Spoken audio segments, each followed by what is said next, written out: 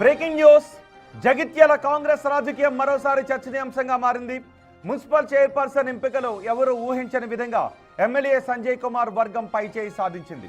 గత కొన్ని రోజులుగా ఇక్కడ ఇద్దరు నేతల మధ్య జరుగుతున్న ఆధిపత్యం పోరులో అధిష్టానం ఎమ్మెల్యే సంజయ్ వైపే మొగ్గు చూపినట్టుగా కనిపిస్తూ ఉంది. జగిత్యాల మున్సిపల్ చైర్పర్సన్ అభ్యర్థిగా సమ్మింట్ల వాణి పేరును కాంగ్రెస్ పార్టీ అధికారికంగా ఖరారు చేసింది. వాస్తవానికి సీనియర్ నేత ఎమ్మెల్సీ జీవన్ రెడ్డి తన వర్గానికి చెందిన అభ్యర్థికి పదవి దక్కుతుందని భావించారు. ఇందుకోసం అధిష్టాన దూత మీనాక్షి నటరాజన్తో కూడా సుదీర్ఘంగా చర్చలు జరిపారు. అయితే సమీకరణాలను విశ్లేషించిన పార్టీ నాయకత్వం సంజయ్ వర్గానికి చెందిన వ్యక్తికే జగిత్యాల పీఠాన్ని కట్టబెట్టింది. ఇప్పటికే సమిండ్ల వాణి పేరు ఖరారు కావడంతో సంజయ్ వర్గీయులు హర్షం వ్యక్తం చేస్తున్నారు. మరికొద్ది సేపట్లో జరగనున్న ఎన్నికల్లో ఆమె చైర్పర్సన్గా బాధ్యతలు స్వీకరించబోతున్నారు. ఈ పరిణామాల నేపథ్యంలో జగిత్యాలలో ఎలాంటి రాజకీయ పరిణామాలు చోటు చేసుకుంటాయో వేచి చూడాలి.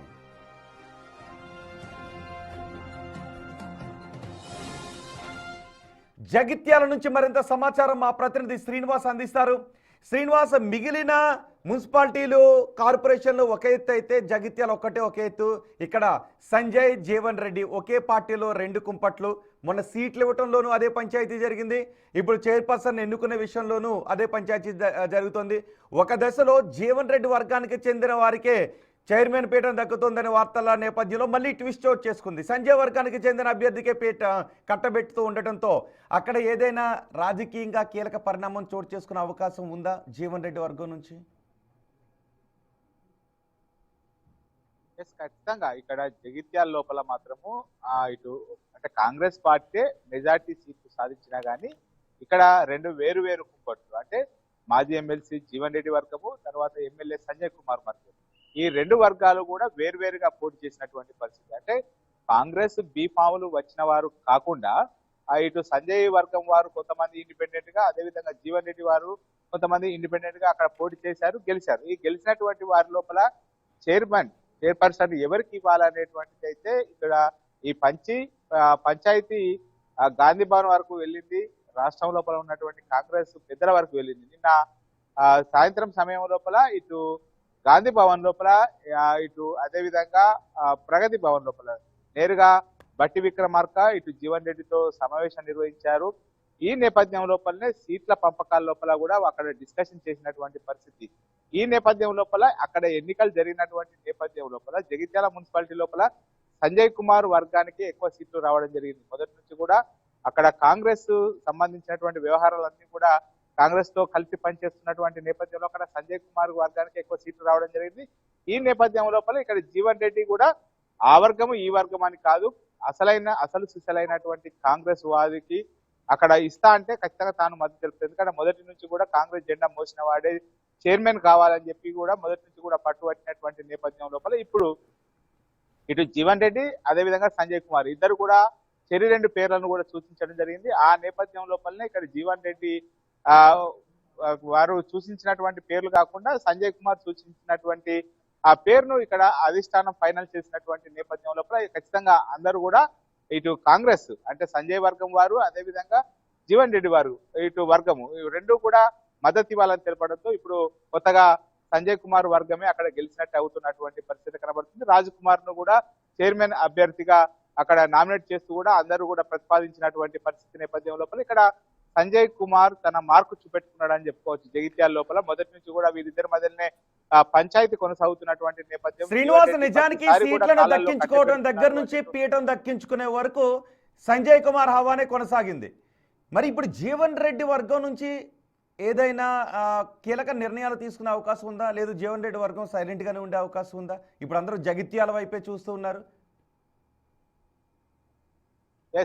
ఇక్కడ తెలంగాణ కాంగ్రెస్ అంతా కూడా జీవన్ రెడ్డి అక్కడ ఏం చేయబోతున్నాడు అనేటువంటి కోణం లోపల అక్కడ మొత్తం అలా ఇక్కడ ఎలాంటి పంచాయతీ ఉండబోతుంది అనేటువంటి కోణం లోపల అయితే చూస్తున్నటువంటి పరిస్థితి. కానీ ఇక్కడ జీవన్ రెడ్డి కూడా అధిష్టానానికి ఒకటే చెప్పాడు, ఎవరైతే కాంగ్రెస్ జెండా మోసిన వారు మొదటి నుంచి కూడా కాంగ్రెస్ పార్టీ లోపల పనిచేస్తున్నటువంటి వారికే చైర్మన్ ఇస్తే తను అభ్యంతరం చెప్పను అని చెప్పడంతో ఇప్పుడు కాంగ్రెస్ అధిష్టానం కూడా మొదటి నుంచి కూడా కాంగ్రెస్ పార్టీ లోపలనే అంటే సంజయ్ వర్గంతో వచ్చిన వారు అంటే బీఆర్ఎస్ నుంచి కాంగ్రెస్ లో వచ్చిన వారి కాకుండా మొదటి నుంచి కూడా కాంగ్రెస్ జెండా మోసిన వారి పేరే అక్కడ ప్రతిపాదించింది. ఈ నేపథ్యం లోపల కొద్దిసేపటి క్రితమే జిల్లా అధ్యక్షుడు నందయ్య కూడా ఆ పేరును సూచించడం జరిగింది.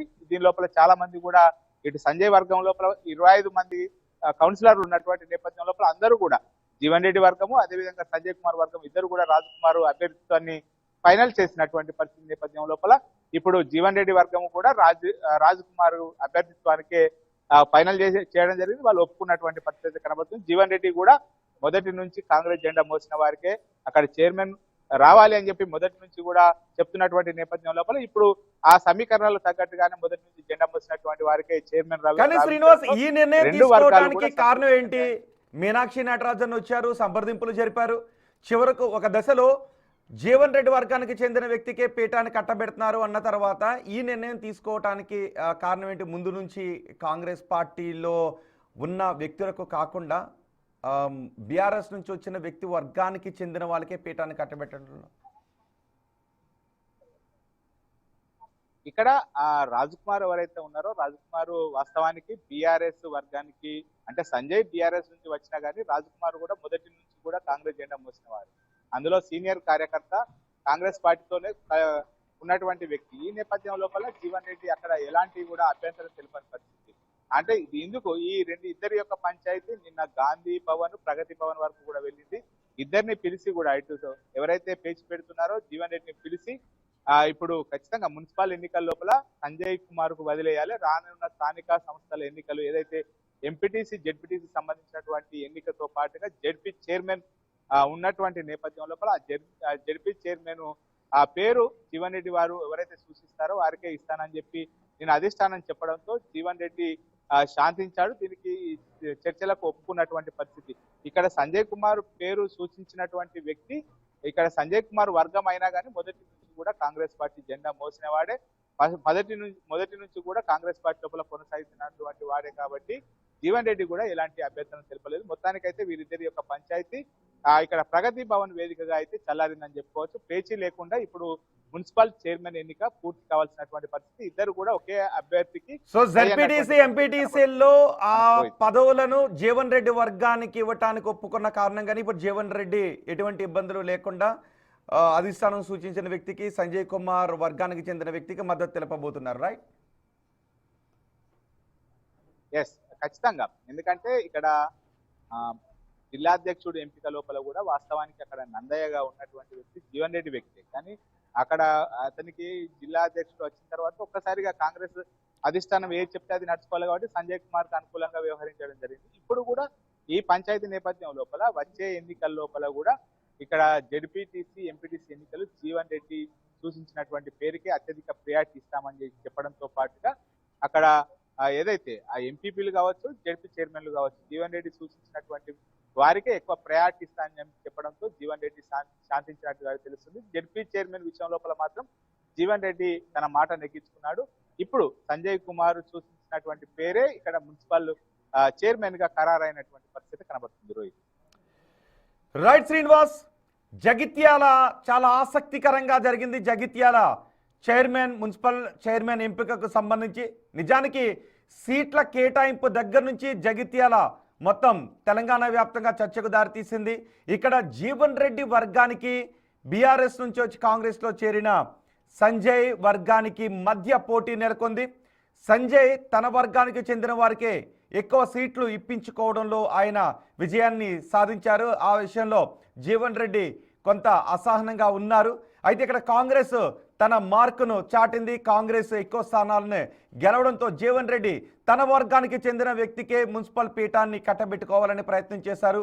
కానీ సంప్రదింపుల తర్వాత చివరికి జీవన్ రెడ్డి వర్గానికి చెందిన సమిండ్ల వాణికే మున్సిపల్ పీఠాన్ని కట్టబెట్టడానికి కాంగ్రెస్ మొగ్గు చూపింది. అయితే జీవన్ రెడ్డి కొంత అసహనంగా ఉన్నారు. కానీ జీవన్ రెడ్డికి కొన్ని హామీలు ఇచ్చినట్టుగా తెలుస్తోంది.